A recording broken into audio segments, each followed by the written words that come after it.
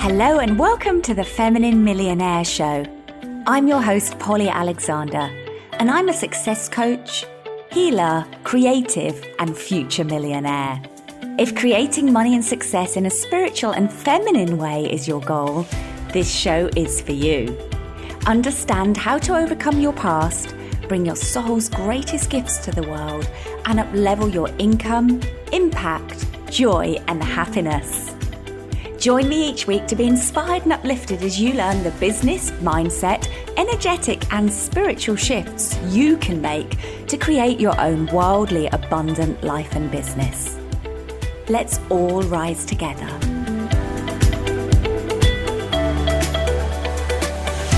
So on this week's episode, I have Isobel Gatherer, a psychic, intuitive reader, spiritual guidance mentor, and energy healer.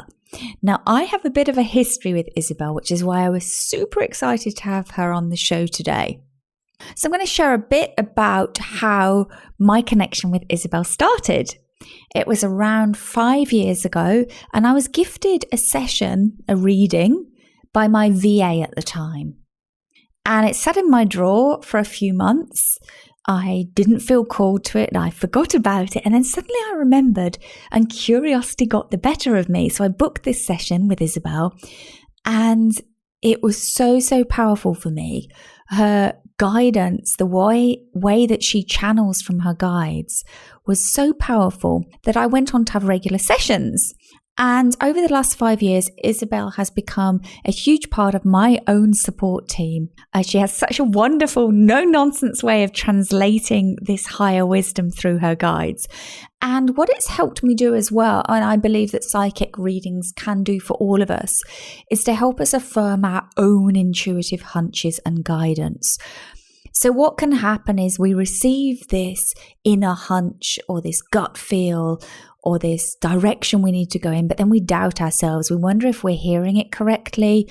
We wonder if we're receiving the information correctly and if we're interpreting it correctly. And working with Isobel has had the unexpected benefit of helping affirm my own intuition, my own intuitive powers.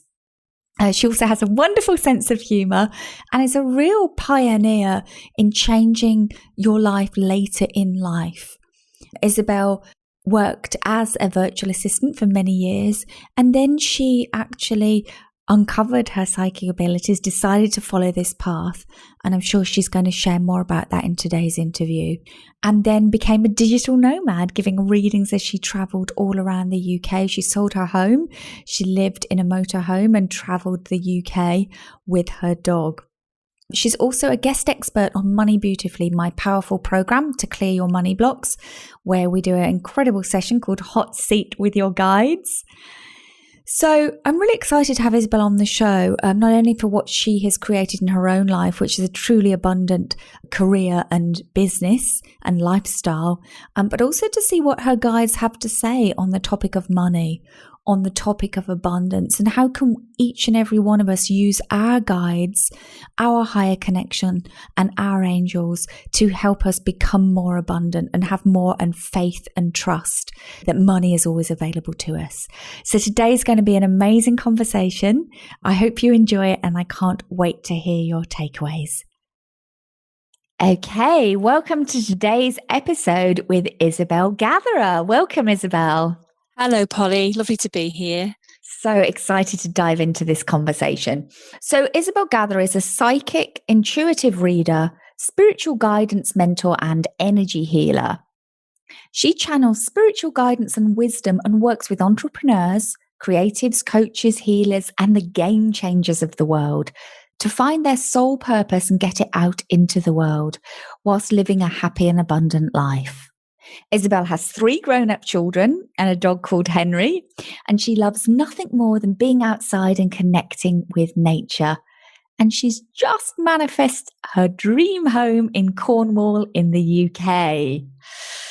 So, Isobel, I think we should start right at the beginning. Now, I know that your own story is very fascinating and inspirational, and you also have this incredible connection to spirit, to your guides and angels. And I'd love to just start by asking, what do the guides have to say about the topic of money? Yes, well, the guides are actually very encouraging where money is concerned because a lot of people who are psychics and spiritualists and healers feel that they can't charge for their services or they can't charge enough because it doesn't fit right with their ethos, and we shouldn't be charging for these gifts that we've got. But in actual fact, the guides are actually more the other way. Yeah, you must charge for your worth because many reasons. You encourage people to come to you when you charge, believe it or not, and the people who do come to you actually respect money and they respect handing money over. And so when they work with you, they're happy to do the work afterwards. It's like if you find the ones who either pay less or they don't want to pay anything at all, don't actually take the work on board, don't do the work because they don't need to. But when people have invested in themselves, then they do. And the guides actually encouraged me a very long time ago, well, it seems like a very long time ago, to start charging more and to start charging in the first place. It was them that said it. It was them that got me out on the road with all of this. So yeah, and the fact is, if you're charging, it means you've got more of an abundant lifestyle and you haven't got to worry about things like money. And if you're not worrying about things, then you're doing your job properly as well, better, more, working to the optimum level. You're eating better, you're sleeping better, you're not worrying, and so you can deliver more. You can deliver to a higher standard to your clients. So yeah, they're all for it. Funnily enough, I bet some people would be surprised to hear that as well.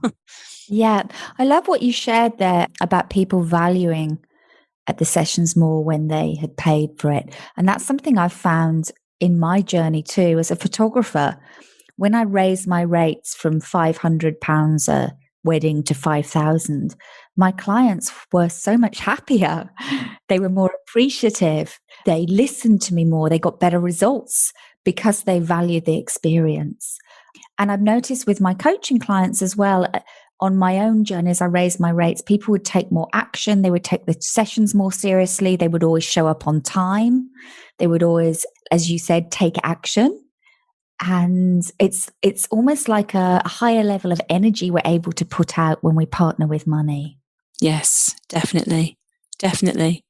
So let's come to your own journey now, because you've lived quite a unique and inspirational life, just coming to the end of your time as a digital nomad. But let's start with, what does true abundance mean to you at this stage in your life? True abundance means to me, it's not necessarily the amount of money that's in my bank account, but actually that does help when there's quite a nice amount in there and you can look at it and feel very good about it. True abundance to me is actually understanding who I am, believing in who I am, acknowledging the journey I've been on and the things I've gone through to get where I am, and feeling comfortable being who I am as well. But also, I love being in nature. I love nothing better than to be walking on a beach. I love having time to myself. I love the feeling of freedom I've got nowadays and I didn't have before. Yeah, so that's so important to me. Abundance to me is freedom, loving myself as well. That's massive. That's a really important part of it for me. And just knowing that anything I want to set my mind to, I can get. So yeah, it's amazing. And I think the older I've got, almost I feel more abundant than ever before. Yes. Yeah, I would second that. So we've got freedom, self-acceptance, and then I sounded like coming more into your power. Definitely. And not being afraid to come into my power either, not comparing myself to others. I think as women we tend to do that in our younger days. But I think as we get older, you accept who you are and don't compare yourself to the others around you. That's a massive lesson I've learned. And just actually embracing myself for who I am and who I've become. Amazing. So your relationship with money has changed throughout your life. I know we had a conversation about this. Could you share a bit more about that evolution? Yes. Well, when I was younger, especially when I was a little girl, we had a very abundant lifestyle. My father was a self-employed builder. We had a lovely home. We had everything new. It was a lovely lifestyle. And then when I was 9, my dad died. But before that, he'd actually gone bankrupt. I didn't realize it at the time. And everything started to change. Everything got harder. We valued money more. But my mum had to go back to work. And then later my dad died when I was 9. But it became a bit of a struggle then. But everything, I never saw it like that. I just knew that whatever I wanted, my mum, bless her heart, got it for me. And when I was in my teens, I never really thought about money. I just knew I had enough for whatever I wanted to do. I never struggled with it. It just came to me. I struggled a little bit when I had children because we lost one wage. I got married and we had two really good pay packets, two really good salaries, and we again had whatever we wanted to. And then we started to struggle when I dropped my wages, and I had children. And then it got a bit tough for a few years. We had to mind our money. We had to really value what we were spending it on. We still did it. I don't know how we did it, to be honest, at this point, because I remember thinking at the time, the money came in from Rob's salary, and literally I used to sit and write it all out in a book and sort of record every single penny, a bit like you teach. And I used to think, I don't know how we're going to do this, because at the beginning of the month, when the money had gone in, everything had gone. We were down to zero and we had the rest of the month to live, but we still did it. I don't know how we did it, but we still did it. And I've had a few times like that as well. I've had times when I've got very abundant and I've managed money very, very well. And without, on paper, it even not being possible on paper, but managing to do it. I did that when I brought the children up on my own. I've had times when I've been absolutely the lowest of the low, when I got married the second time, and I got married to a gambler, didn't know, who gambled every single penny away, but still managed to do it, still managed to get what I needed. And then obviously got divorced, sold the house, and I've been on this journey of mine now where actually money's there. And I don't even think about it being there. Everything I put my mind to, I just get, because I don't think about the money side of things now. I think about the end result. And so I manifest the end result, not necessarily the money or the means of getting it. Does that make sense? Yeah, absolutely. And I want to dive more into that in a moment. But if I can ask first, I mean, being married to a gambler and going through these kind of highs and lows, how did you get through that? It was awful. It was absolutely awful. There was times when I was so low, I felt guilt and shame, even though it wasn't me that was doing it. I was always having to dig him out of problems. So he got himself in trouble at work, and I had to go and get the credit card that we hadn't got. We just about got the limit on there, and basically pay like £8,000 off over a weekend because he'd been caught out fiddling at work just to save his job. Oh, the stories I could tell. But it was really tough going. But I also knew at the end of the day, I couldn't carry on that way. I just couldn't, because he was dragging me down with him. And so I ended the relationship, which again was very tough. I had to sell my family home, which broke my heart because it was my home, not his. And he'd managed to get money onto the mortgage by catching me at a very, very low time, not the mortgage, against the house, a loan against the house, catching me at a very, very low time, telling me lies. I signed the paperwork, and then he went back to work and added another £90,000 on top of what he told me he was owing. So when I came to sell the house, I had to pay all these debts off for him as well. My gosh. It was pretty tough. A lot of forgiveness work. Yes, definitely. Definitely. And I've done a lot of that over the last 5 years since I've been on my own, and certainly since I've sold the house. I've done a lot of healing work around money because I had to, because it was stopping me. It was stopping me. It was stopping me in my tracks in many, many ways. So yeah, I've done a lot of healing work around that. Yeah. But, that's something which we do in Money Beautifully, that forgiveness over past money mistakes. And it can be people that have cheated you or taken from you or not repaid you. And it can also be ways that you've got in debt, wasted money, overspent, being mean with yourself. I think forgiving ourselves for all of our past money dynamics and mistakes is really important to be able to have a right relationship with money. Definitely. Mm. So let's go back to what you shared there, which was that you focus on manifesting money, not by focusing on manifesting the money, but on the end result. Can you speak more about that? Yeah, so I've done a lot of work around manifesting, and I'm pretty good at it. When I really concentrate on it, when I don't talk myself out of things. But yeah, I like this house I've just managed to manifest. if I started looking at things thinking I've got to earn or I've got to bring in all of that money just to buy that property, I probably wouldn't get there. I'd probably be getting in my own way, getting worrying about it, looking at the money, thinking I haven't got there yet. This is never going to work. But what I have learned is you don't do it that way. You actually look at the place you want to be. You look at the characteristics that you want in something or what you're trying to manifest, and you focus on that. You put your wish out there, or you put it on your vision board, and you just focus on getting a place like this house, getting a place in Cornwall that's going to suit me and all my needs, writing the criteria down that I want on somewhere, but then also handing it over to the universe, thinking, well, knowing that they know better than me, they know what the universe knows what I'm due to have. So I put my criteria down that I actually want, and then I will put out this or something better. And then I'm open to receive. And that's what's happened. That's what happens many, many times. Being open to receive what's the right thing for me at that particular time, because we don't always know what's right for us at that particular time. We might think we know, but we don't. So yeah, where I'm going to live, I would never have thought of looking there, because I've always been concentrated on somewhere else in Cornwall. But this perfect place has come up for me. And yeah, and I work very much with my guides as well when I manifest. So I ask them at the same time, guys, can you help me with this? And I just know they've got my back. And then they'll start, when something comes up, they'll start alerting me to it, or they'll start telling me to do things. Like this, when this house came up, I got the clear message in my head on the Thursday night: you need to contact Maggie tomorrow, or you need to contact Maggie now.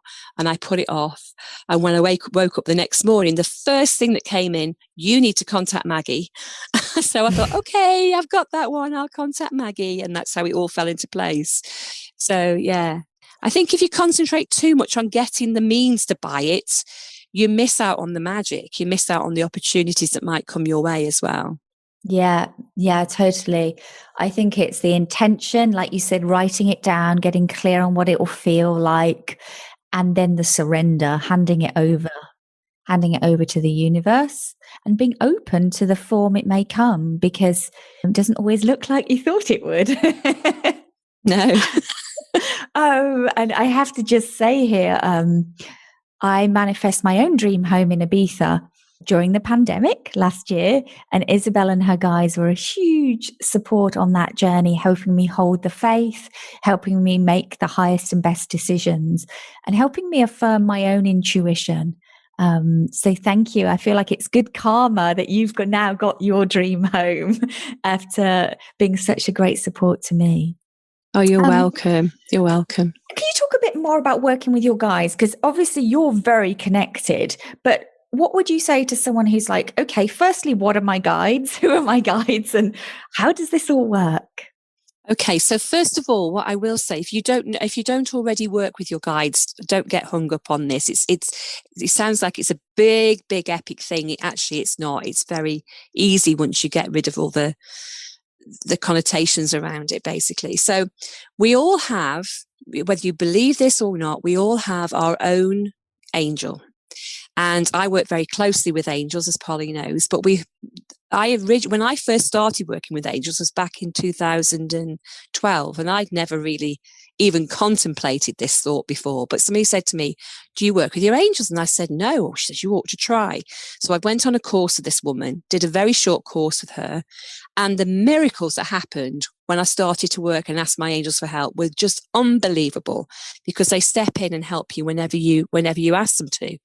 So we've all got our own guardian angel, and this angel is ours. Nobody else's, totally ours, and it's with us every lifetime. If you believe in reincarnation, it comes back with you every time you incarnate, and it's with you in between lifetimes as well. So you have your own angel. So this angel knows absolutely everything about you, from the lifetimes you've had before, what you're here to do in this lifetime, who you're meant to meet in this lifetime, where you're meant to live. All of this angel already knows, as you would have done when you first set your contract before you incarnated. but that's another story. So when you know your angel, when you start to work with your angel, and when I say work with your angels, it's as simple as saying hello to them. You don't even need to know who your angel is. You could actually just say, now, hello, angel. Hello, guardian angel. Are you there? Can you help me? And you could give them something that's actually holding you back or worrying you now. In fact, they actually ask you to hand over their worries to them so they can take them away and show you a solution. And it's as simple as starting to do that. I wouldn't worry too much if you haven't worked with your angels and going straight into work with spirit guides. I would just concentrate on working with your angel first of all, because they have got your back. They're here to help you to navigate this lifetime on the planet at the moment.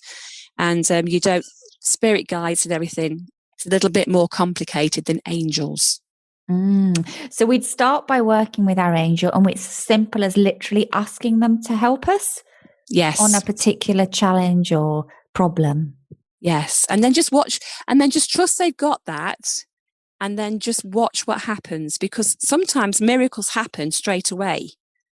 And sometimes it might take a little bit longer for the answer to come in, but you might get an answer straight away and you think, oh my goodness me, I don't know how that's happened.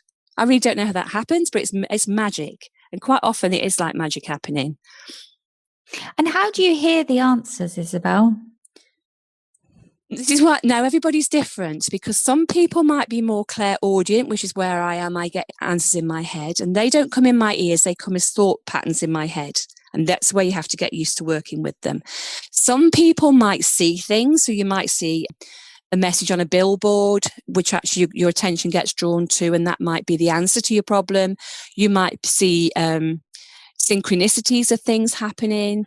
You might hear a name of a road or something, and that's the answer. It comes in all ways. You could actually get the answer as a song on the radio.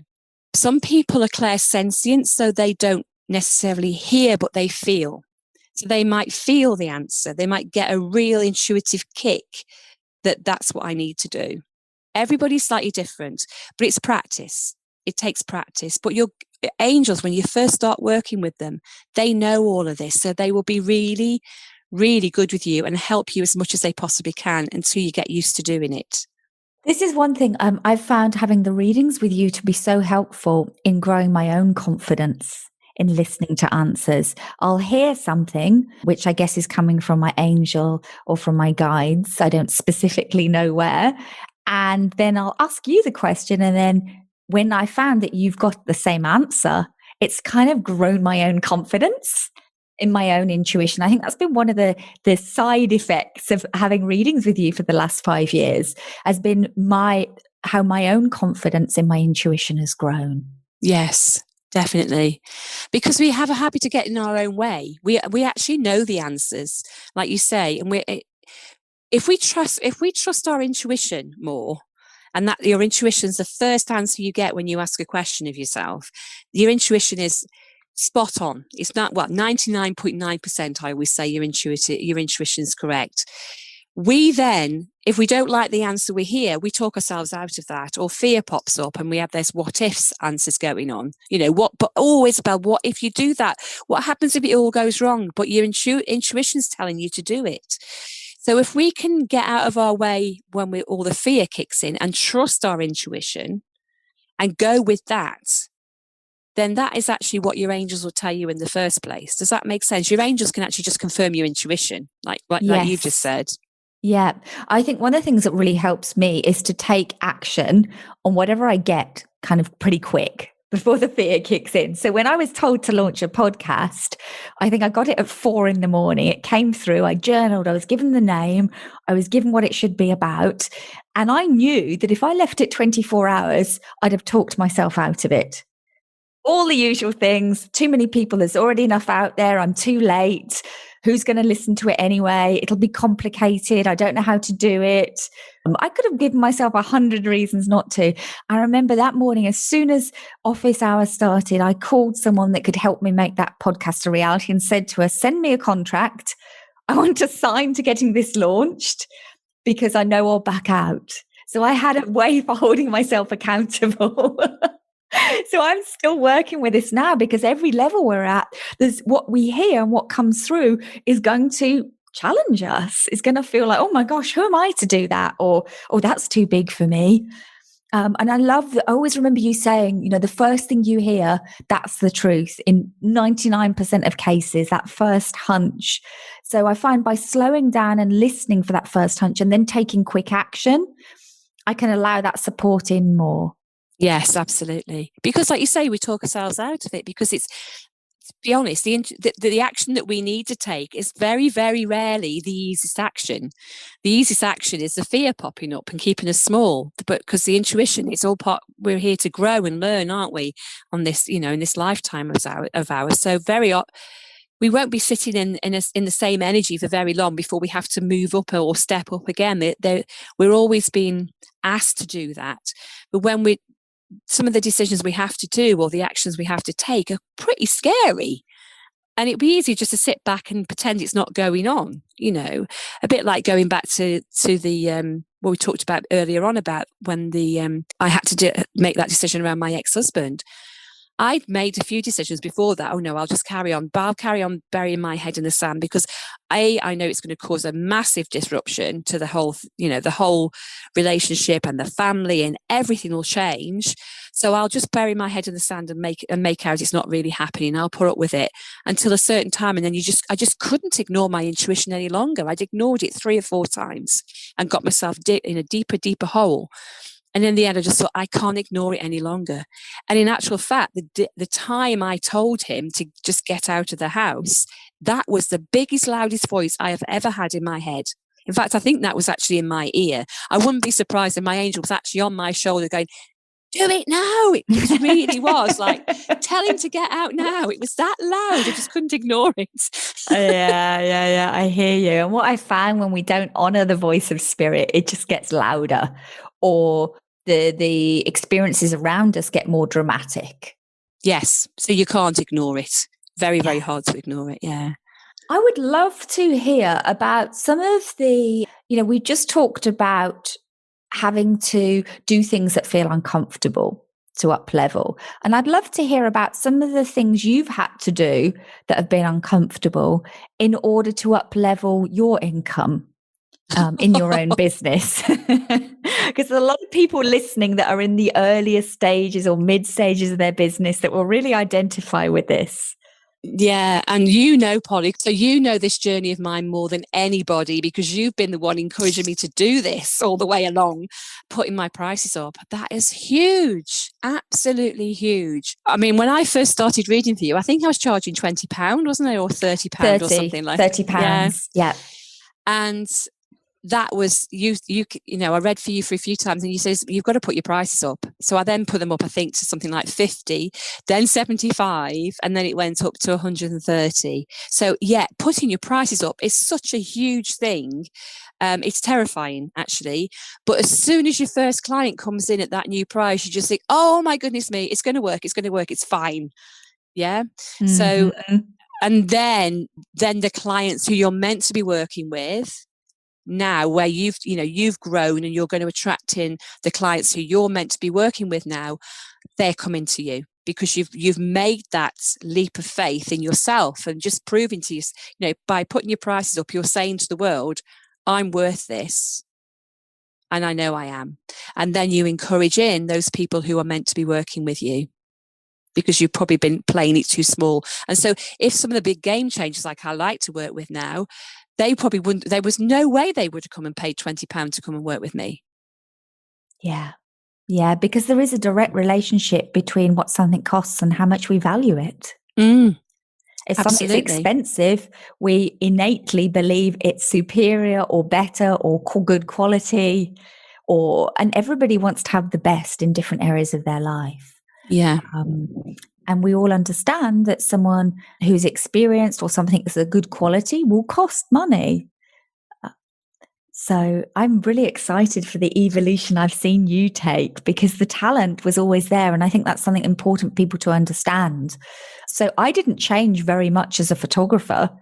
As when my prices went up, I didn't get 10 times as good 10 times my pricing, but I grew my self-confidence, my self-worth, my sense of my own value, and also my sense of what was possible.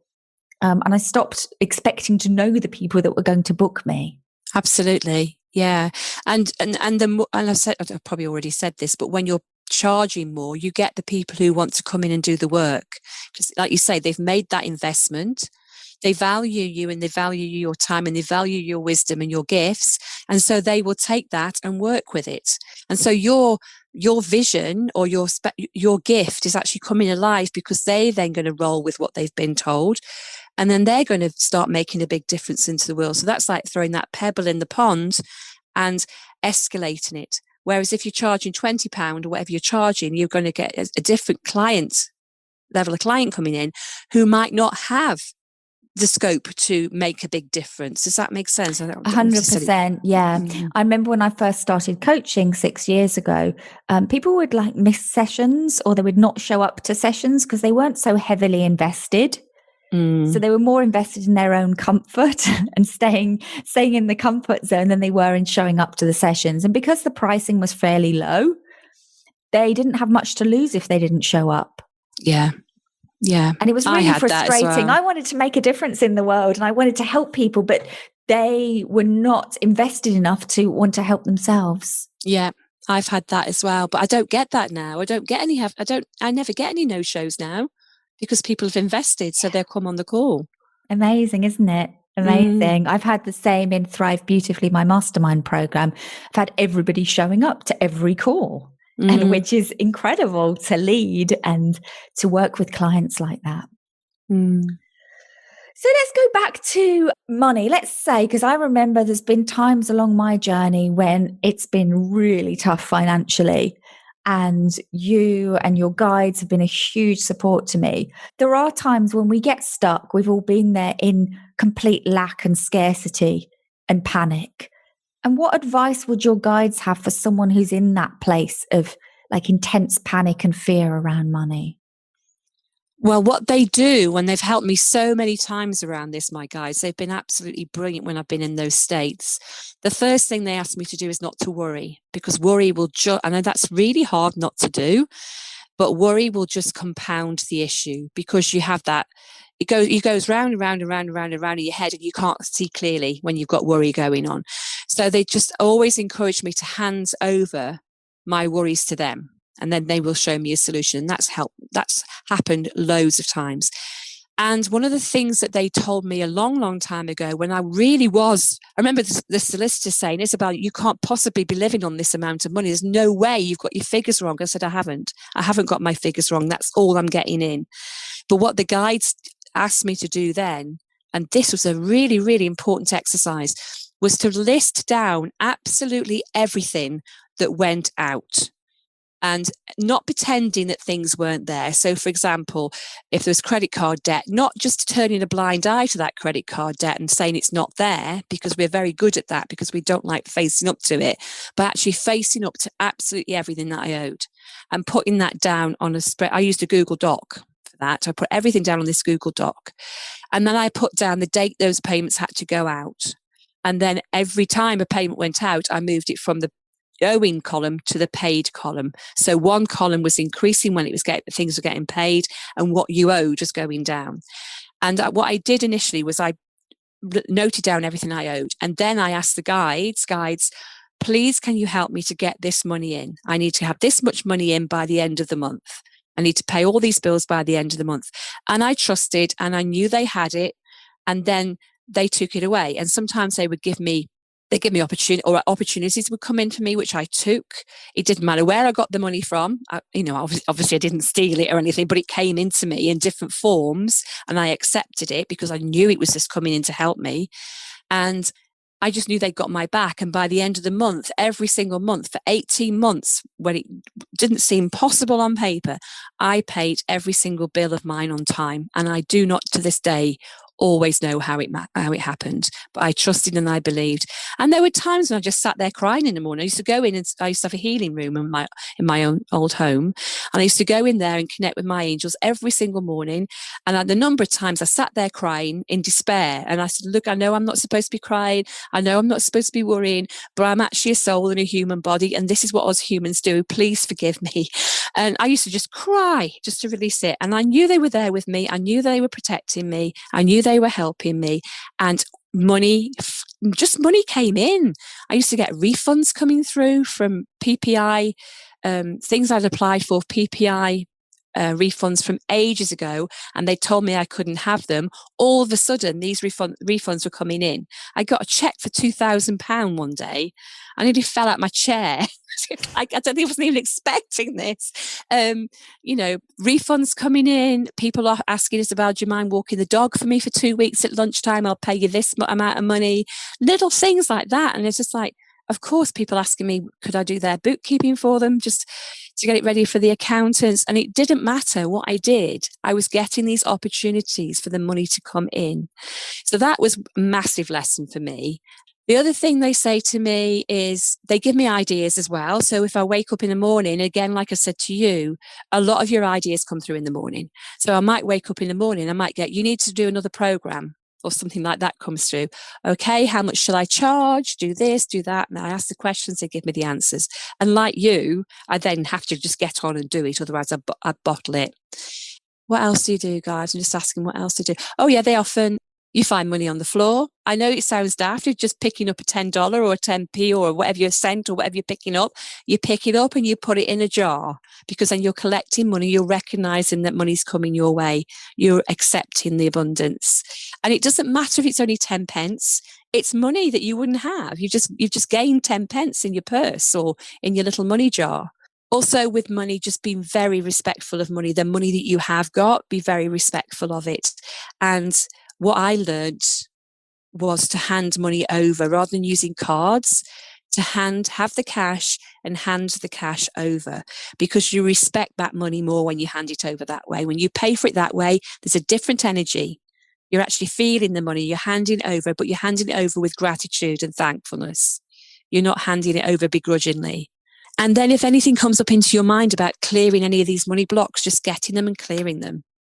Like you said earlier on about the forgiveness, just forgive yourself for some of the things that have happened in the past and let that go, because that could still be holding you back now and stopping you receiving what you're meant to be receiving. Does that make sense, Polly? Absolutely. Yeah. Great tips. Thank you so much for sharing from your own journey alongside the wisdom of the guides and how their wisdom helped you. We've had you as an expert in the Money Beautifully program to help people with their money stories, their money journey, with channeling information from their guides.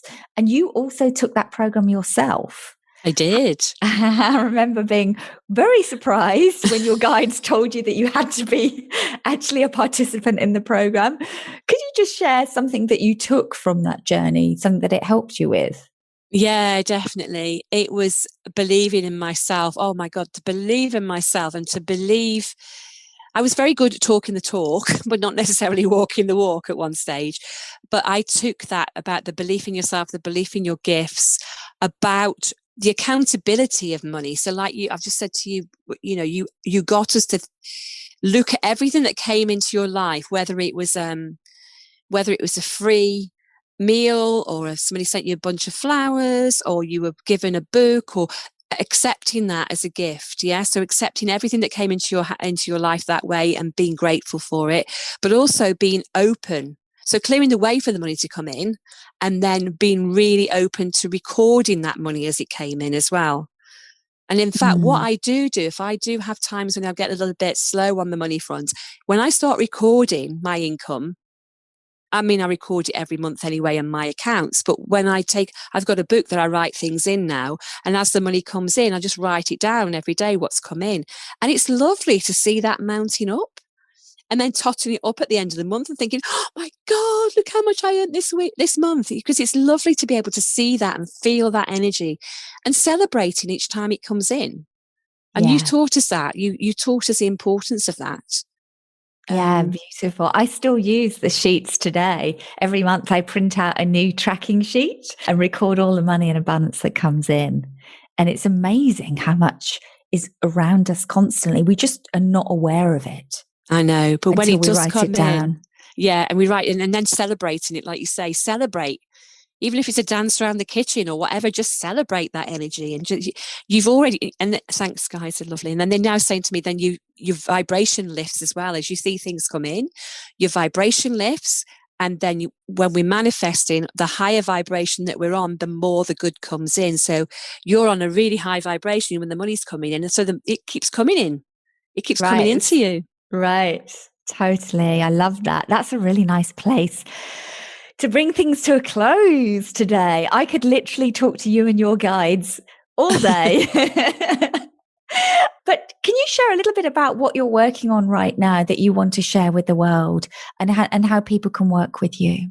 Right. Yeah. So I'm at the moment I'm writing a book. So I'm supposed to be spending a lot of time writing that book at the moment. I am procrastinating, so I need to give myself a little bit of a talking to. So there's a book coming out called The Angel Law. This is just downloads from the angels for the 21st century. Actually, it's a really fascinating book. Not all pink and fluffy like we imagine it to be, but actually some really serious but very inspiring messages coming through from the angel realms for us. So I really must get on and get that out. But people can work with me by booking spiritual guidance sessions. So those are like psychic readings and intuitive readings where we look at where you are in your life and where you're going. And I especially work with entrepreneurs now, like you said, and creatives and people who've got something to get out into the world. Even if they're not sure what it is at the moment, we can find it in the reading. And then I can help with one-to-one mentoring to get that out into the world, to help you to release blocks, get yourself out of your own way and get your gift out to the world. And I often have programs. I've got another one brewing, and it's coming out shortly. Probably when I've moved house, I'll do some more work on that. Another Dreams to Reality, again about manifesting and turning your dreams, your wishes into reality, which is about letting go and working on your vibration, like we've just talked about, and things like that. And I know if people want to get familiar with working with their guides more, that you have a free meditation as well that can help them. I do. I've got a meditation called Meet Your Guardian Angel. It's a 19-minute meditation, so quite short. And you are going to share how they can get hold of that, so you can sign up for it. So to sign up for Isobel's meditation, just click the link in the show notes below. So Isobel, thank you so much for being here. It's been such a pleasure. I get to speak to you on a regular basis, but it's been amazing to learn more about your journey and to see how the guides and angels have helped you grow and how your relationship with them helps you become more and more abundant. So thank you so much for sharing. It's been amazing to have you here. You're welcome, Polly. It's been lovely coming on. So thank you for inviting me. Bye for now. Thank you for joining me for this episode of The Feminine Millionaire. If you enjoyed the show, please make sure that you subscribe so you automatically get the new episodes every week. And I would love it if you left me a review. This would mean so much to me, and I will send everyone that writes a review a copy of my Manifest Your Biggest Month Ever meditation, not available publicly. Just send a screenshot of your review to support@pollyalexander.com and my team will get it out to you. I also invite all of you to sign up for my free gift, a success meditation, which contains powerful energy work and helps you rewrite your limiting beliefs around money and success on a deep subconscious level. Go to pollyalexander.com/success-meditation or click on the link below this episode. My favorite place to hang out on social media is Instagram, so that's where you'll find me online. Thank you so much for being here. I send you all so much love, and I look forward to seeing you here again next week.